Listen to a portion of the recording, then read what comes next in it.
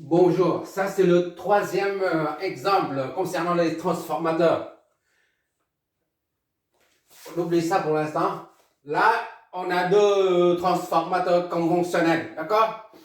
Et on dispose d'une source de tension TN1. Ça c'est un circuit TN1, d'accord? C'est la tension au borne, TN1 ici ou là, c'est la même chose, puisque le circuit est à vide. On a 110 volts cosinus 100T. Oméga est égal à 100. D'accord? 100 radians par seconde. On veut une sortie de 14 volts. D'accord? 14 volts. En amplitude. Maxi. La tension maxi sortie, c'est de 14 volts. Et une autre de 50 volts. Ici, on a la tension sortie de 22,63 volts efficace. Ça donne. On va raisonner tout. On va tout raisonner en valeur maxi, c'est-à-dire les modules. D'accord? Le module de I là, ou module de V. D'accord? Puisque après, pour analyser les circuits à transformateur, on va utiliser les modules, les phaseurs. Les phaseurs, c'est-à-dire V est égal à ça fois phi V. Et I est égal à I module fois phi I. D'accord? Phaseur. Il y en a qui écrivent V comme ça. D'accord? I comme ça, comme phaseur. Mais nous, on a dit dès le départ que phaseur, c'est un nombre complexe. C'est la raison pour laquelle on a utilisé les chapeaux. D'accord? Pour ne pas embrouiller davantage. Phaseur, c'est écrit comme ça. Mais nous, on a écrit comme ça. Parce que c'est un nombre complexe. Sinon, c'est du pareil au même. C'est une question de notation seulement. Bon, on va déjà, comme on va raisonner en valeur maxi, là. Là, c'est une valeur maxi en plus. Donc, on va multiplier tout ça par racine de 2 pour voir la tension de sortie, là, c'est combien? Déjà, la tension d'entrée. Tu vois par toi-même. C'est 110 volts, d'accord? On a arrondi à 110. En amplitude, c'est 110. Maintenant, 22,63 racine de 2. Et ça nous donne 32. On va prendre 32, d'accord? Ça signifie 110 volts ici. V est égal à 110. Amplitude, d'accord? Volts.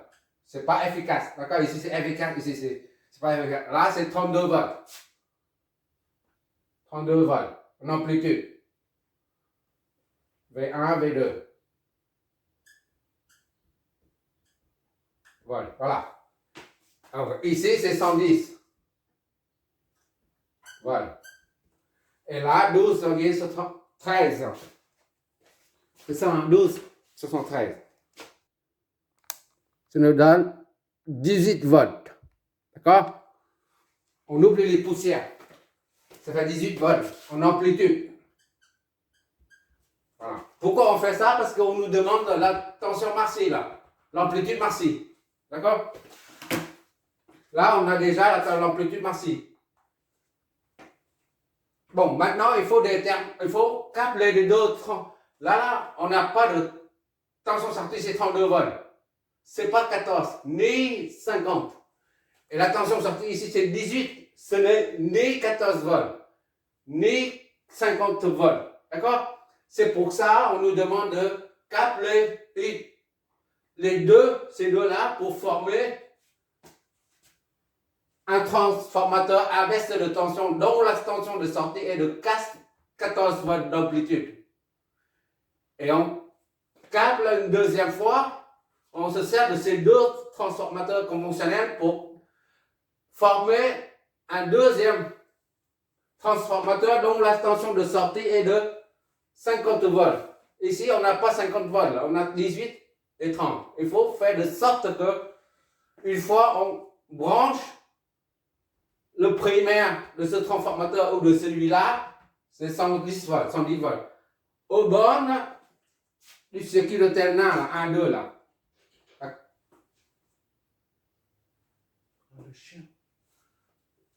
Quand on branche ça à ce niveau-là, on aura 50 volts ou 14 volts. D'accord?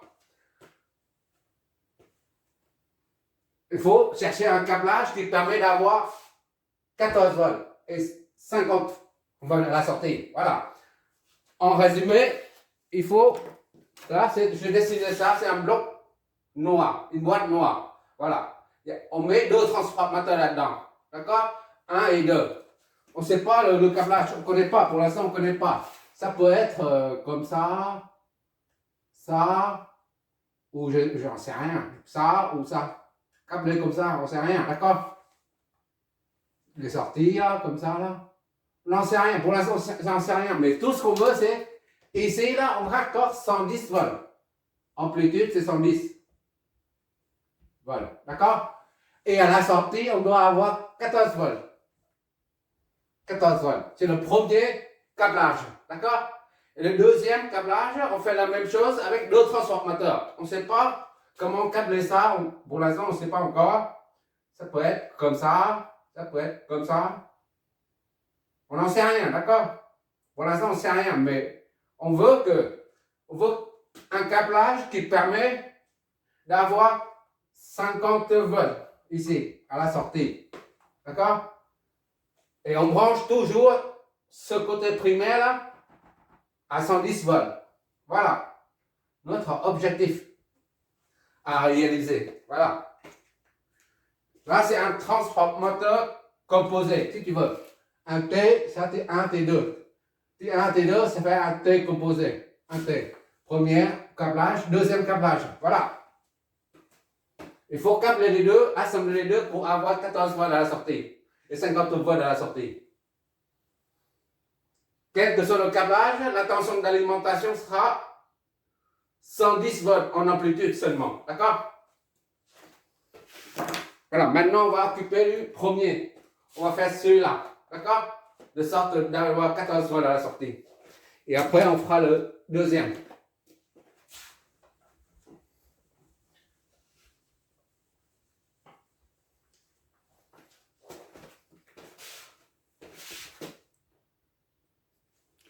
On remplace tout de suite là, tout ça par les amplitudes. Pour que ça soit homogène. D'accord? On met 110 ici. V est égal à 110. Ça. Non, en amplitude, il ne faut pas oublier ça. Ça, c'est 32. Ce n'est plus valeur efficace. 32. Voilà. Comme ça, tu seras préparé à l'analyse avec via les phaseurs. Ça, c'est 110. 110 volts au primaire et 18 au secondaire. Marseille aussi. 18. Voilà. Vol, il n'y a pas de valeur efficace. Ce sont des vols. D'accord? Maintenant, on peut donc effacer ça. 32. Voilà.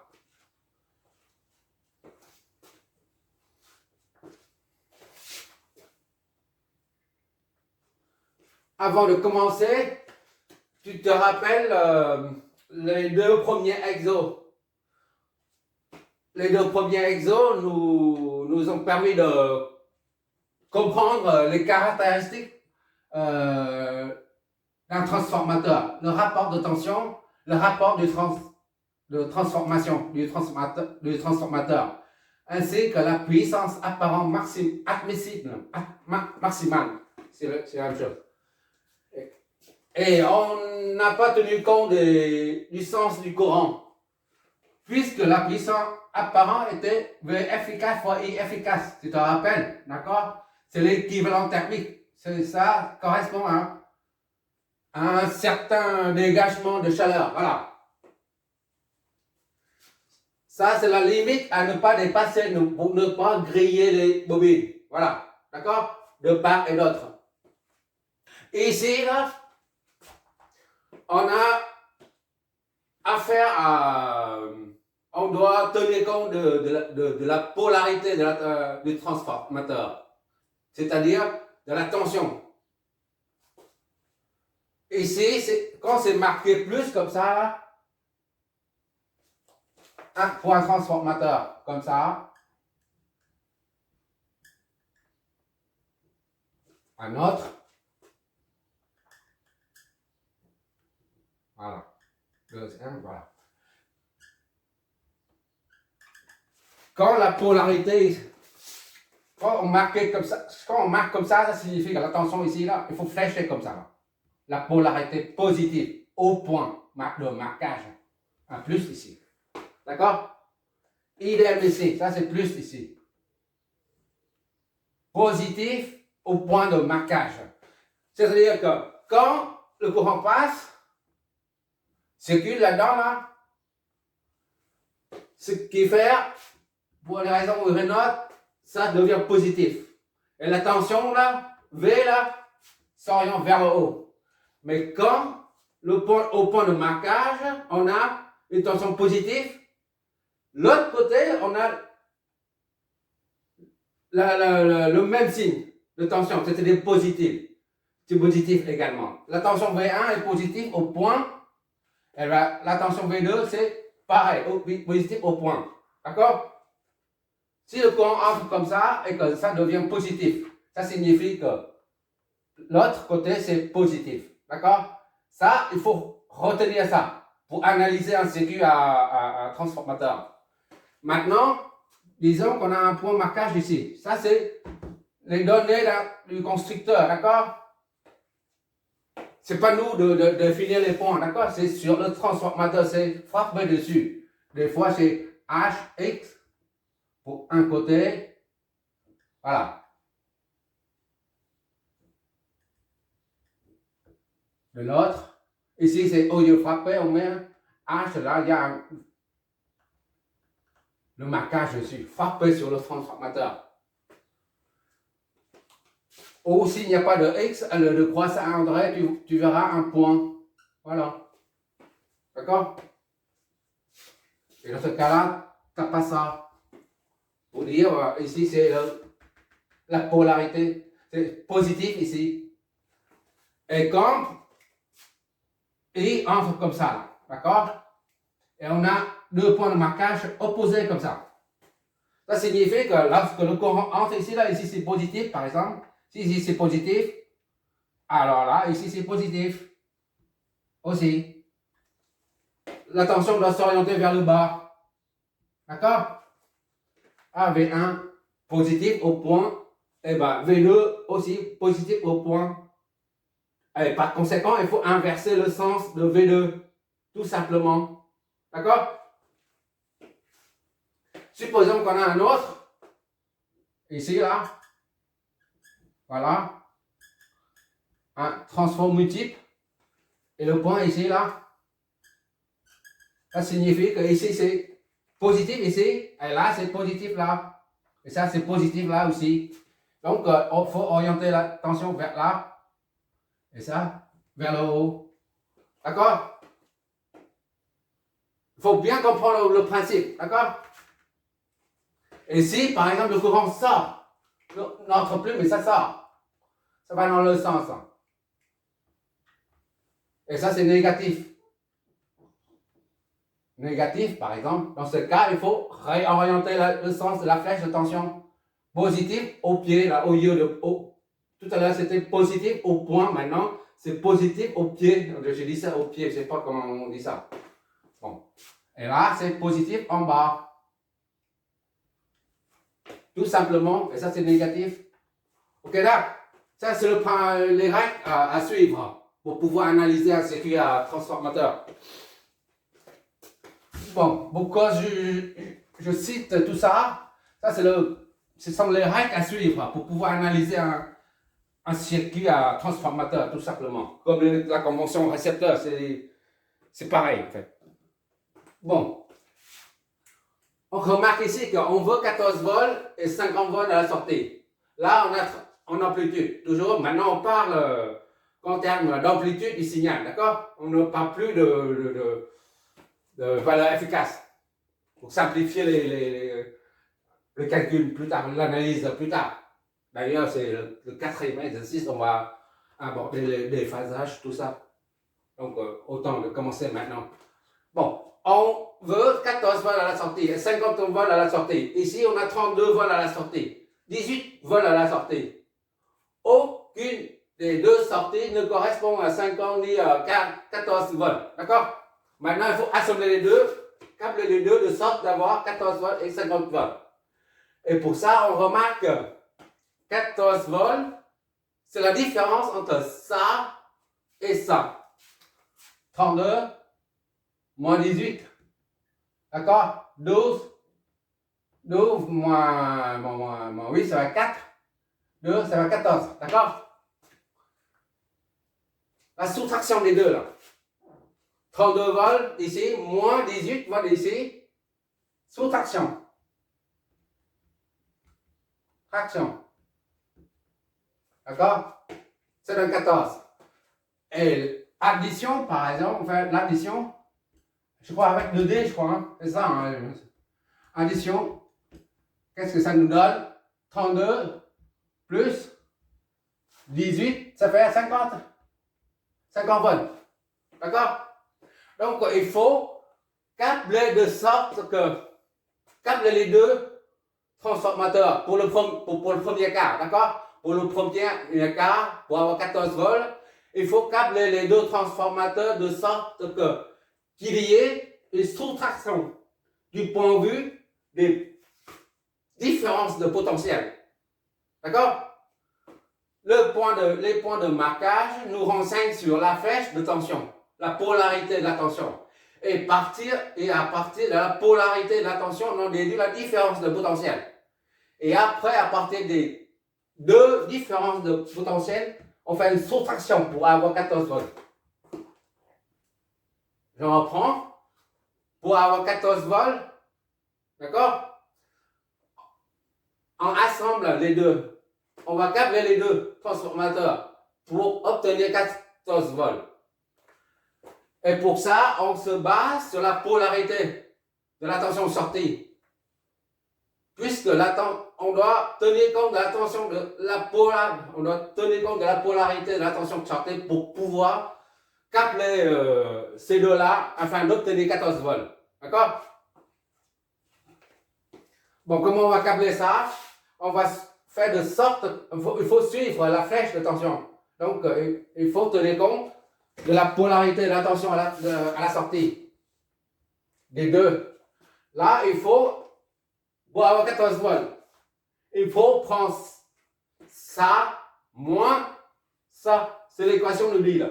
Pour avoir 14 volts, il faut faire une soustraction, c'est-à-dire ça, c'est ce vecteur-là qui représente la tension de sortie de T1 moins ce vecteur-là, cette flèche-là, qui représente 18 volts à la sortie du deuxième transformateur. D'accord? Donc, on prend ça moins ça algébriquement pour avoir 14 volts. Donc, il faut tenir compte de la flèche de tension. Et pour ça, on va dessiner. Je redessine ces deux-là, et on va assembler après. Voilà, je viens de remettre les deux transforms en bas. Celui-là, c'était 1. Je l'ai remis là. Là, T2, je l'ai remis là. N1, c'est le rapport de transformation. N2, c'est le rapport de transformation aussi. T pour transfo, d'accord? Et maintenant, comment on fait pour brancher, que ce soit on branche le primaire de ce transfo-là au secteur, aux bornes 1, 2, là, 110 volts. Ou soit on branche ces deux bornes à ce secteur, d'accord? Et on fait de sorte d'avoir 14 volts à la sortie. On branche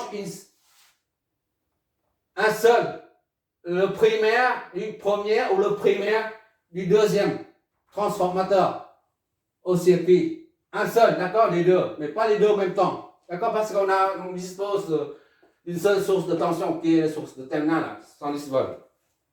Bon, maintenant, comment on fait?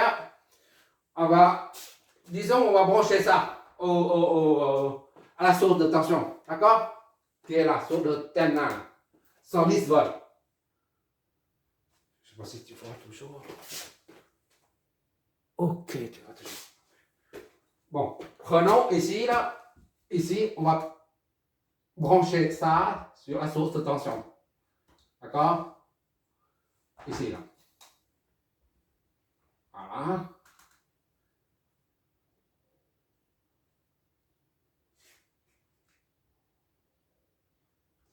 On oublie ça, on oublie ça, on oublie une source de tension, oui, voilà. Voilà. Comme le prix de courant à la maison, là. 110 volts ou 230. Voilà, ça c'est la source de tension. Pour éviter de calculer les chutes de tension, tout ça. Voilà. V c'est 110 là. Maintenant, on va numéroter les nœuds pour pouvoir analyser. A ici. A.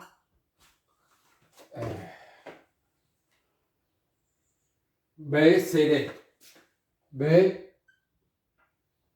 C. Donc C ici, D est là. D est là. D'accord? Pour câbler, il faut répertorier tous les points de connexion.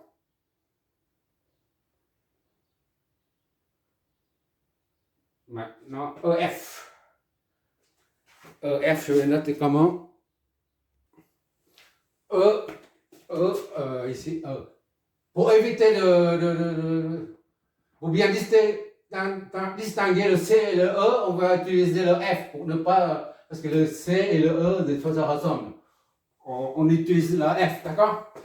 Comme ça, pour bien distinguer. Bon, maintenant, il faut mettre les tensions dessus.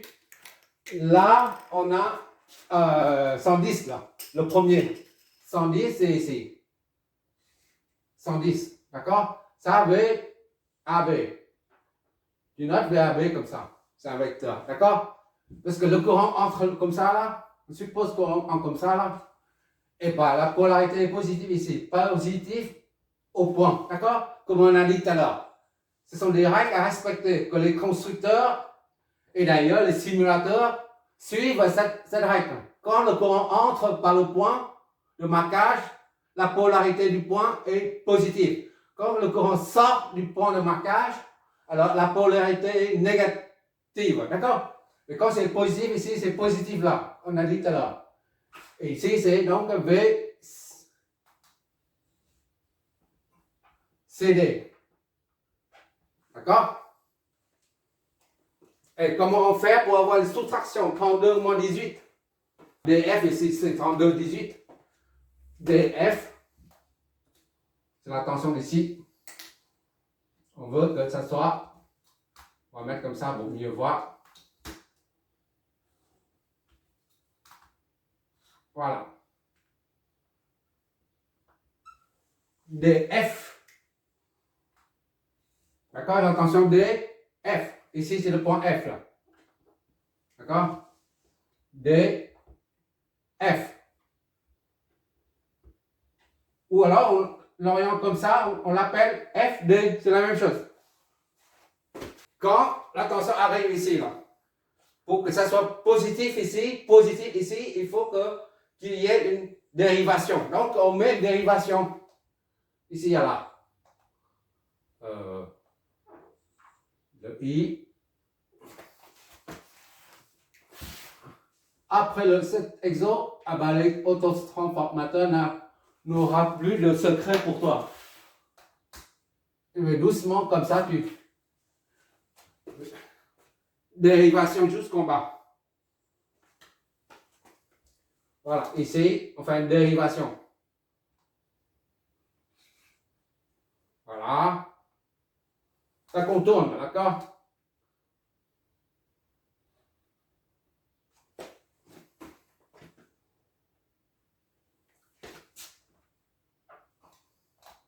Jusqu'en bas. Voilà. On fait une dérivation là. Et je suis en train de faire de sorte qu'il y ait une soustraction. D'accord? Je suis en train de chercher. Et tu verras, c'est très simple. Donc, le courant qui passe, qui entre ici, là, ça passe par là. D'accord? Polarité positive, ça entre. Idem. Ça, tu mets ça en bas.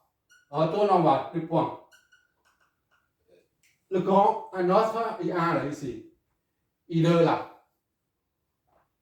D'accord? I2. Le courant qui entre ici, c'est positif, et là. La polarité. D'accord? Quand c'est positif, ici, c'est positif de l'autre. Et maintenant, on relie ça et ça. Ça, c'est négatif, ça, c'est négatif.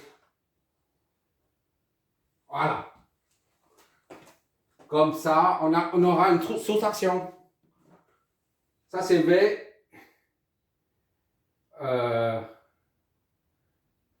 100 ici, là. Ça, c'est 110, d'accord? 110 volts. Et là, c'est primaire aussi. C'est 110 volts. D'accord? 110, on n'a pas besoin. 110. Notez.